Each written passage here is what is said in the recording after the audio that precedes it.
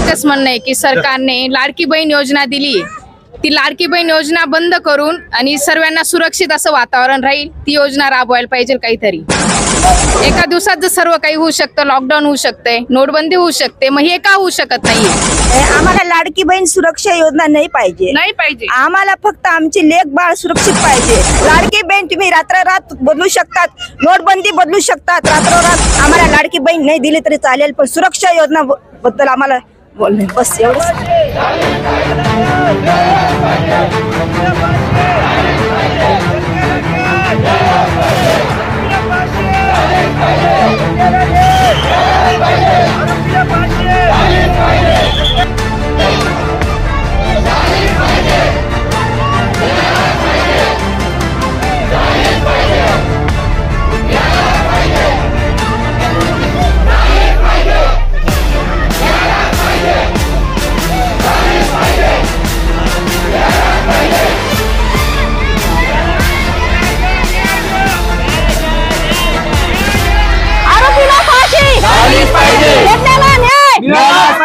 माझं एवढंच म्हणणं आहे की त्या बाळाला जर त्या माणसाने विचार केला नाही, त्या नालायकाने विचार केला नाही, तर प्रशासन का एवढा विचार करतोय, का न्याय देत नाहीये? जर तुमच्याकडून होत नसेल तर आम्हाला सांगा, आम्ही करतो। आम्ही करतो। लवकरात लवकर त्याला फाशी नाही झाली ना तर मग आम्ही पुढे काय पाऊल उचलायचं ना ते आम्ही उचलून, कारण आज माझी पण मुलगी ती पण बाहेर आहे। काय करायचं? पोरींनी लहान लहान मुली शाळेत जायला कंटाळा करून राहिले, घाबरून राहिले, भीती वाटते त्यांना। काय करायचं आम्ही आई वडिलांनी?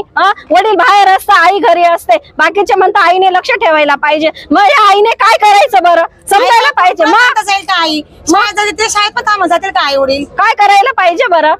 आमचं सर्वांचं एकच म्हणणं आहे की सरकारने लाडकी बहीण योजना दिली, ती लाडकी बहीण योजना बंद करून आणि सर्वांना सुरक्षित असं वातावरण राहील ती योजना राबवायला पाहिजे काहीतरी।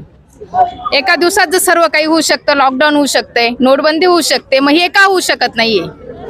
आरोपीला फाशी, यज्ञाला न्याय मिळालाच पाहिजे। आज एन्जॉय ग्रुप मालेगाव शहर कडून जो काही शांततेत मोर्चा काढण्यात आला, या मोर्चाचं पुढे जाऊन स्वरूप जर यज्ञाला न्याय नाही मिळाला तर ते अतिशय तीव्र होऊ शकतं। हा मोर्चा, हे आंदोलन थांबणारं नाही, हे संपणारं नाहीये।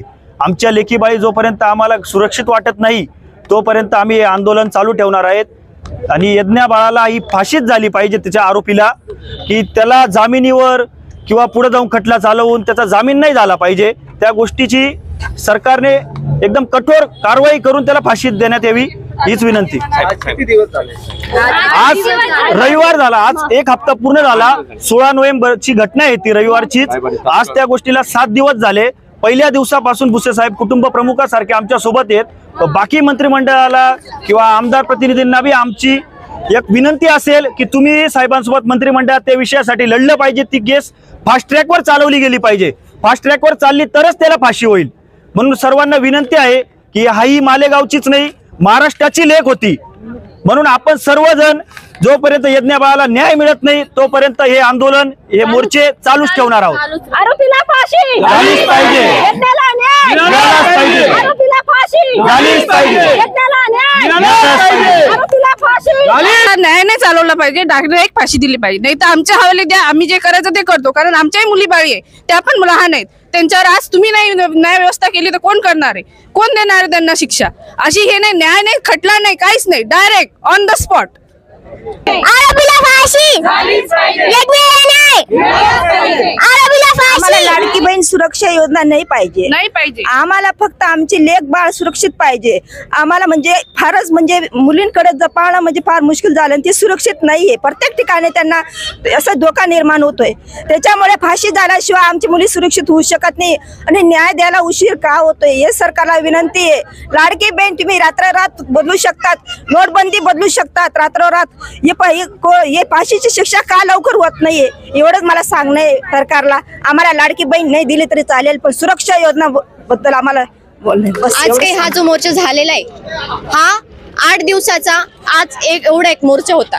आणि मी सगळ्यांना एवढीच एक इच्छा सांगू शकते, 8 दिवस झाले तो चांगला पोचू राहिलाय, चांगले होतोय, आणि त्या बाळाला 1 सेकंद सुद्धा लागला नाही त्याला थोडं कृत्य करण्यासाठी। आज माझी मुलगी ज्या दिवशी ही घटना घडली त्या दिवसापासून तर आतापर्यंत आतापर्यंत मी तीळ रडू राहिली आणि ही माझी मुलगी, हिला सुद्धा बाहेर काढण्यासाठी मला 5-6 विचार करावा लागू राहिला.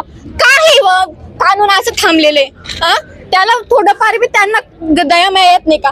आज सगळ्यांची मूल बाळ आहेत, सगळा आक्रोश लागला. मग कानूनला मूल बाळ नाही का? सगळ्यांना मूल बाळ नाही का? कानून करते, हे करतं, प्रधानमंत्री हे करते, त्यांच्या नाते गोत्याला मूल बाळ नाहीये का? हा न्याय नाहीये का? त्यांच्यासाठी नाहीये, आपल्यासाठी नाहीये. अरे थोडा तरी विचार करा, त्या बाळाचं काय कृत्य केलं तुम्ही?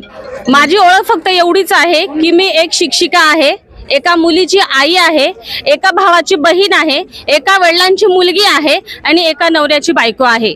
पण माझ्यावरती डबल जबाबदारी अशी आहे की मी माझी मुलगी सकाळी 9 वाजता मी इथून नांदगावला जाते आणि तिथून बरोबर 6:30 वाजता मी मालेगाव मध्ये हजर होते.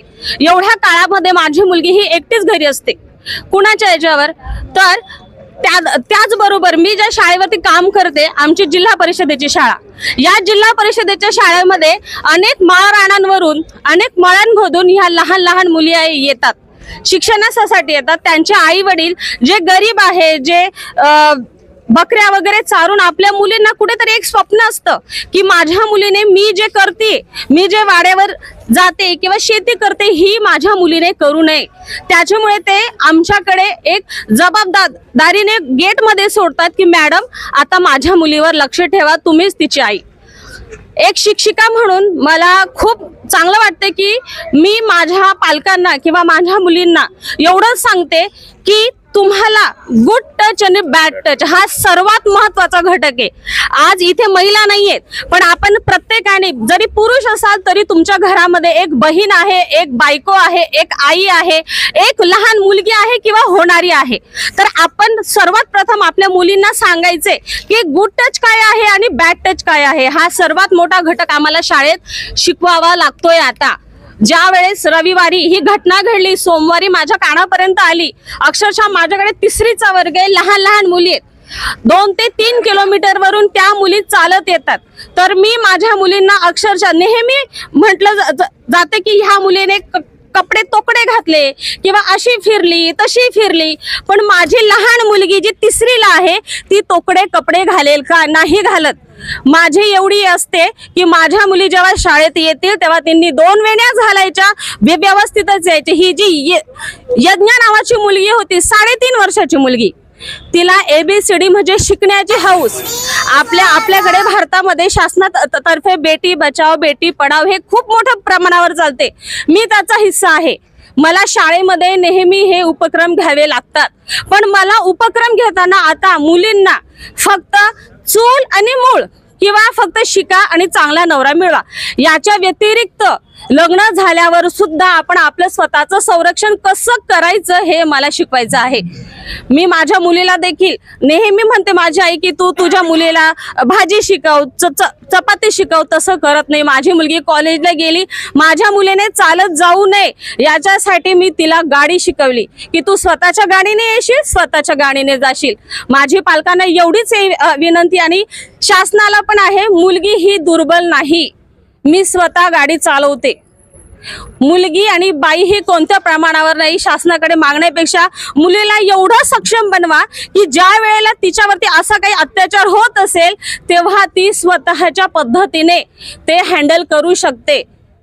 एवढंच माझं म्हणणं आहे की मुलींना, आपल्या मुलींना घरामध्ये जरी ती मोठी मुलगी असेल तर तो जो टच सेन्स असतो, गुड टच आणि बॅड टचचा, तो तिला शिकवा. हे खूप गरज आहे आजच्या काळामध्ये. आणि माझ्यातर्फे, माझ्या परिवारातर्फे आणि माझ्या शाळेच्या तर्फे मी यज्ञा बाळाला भावपूर्ण श्रद्धांजली अर्पण करते आणि इथेच थांबते. धन्यवाद.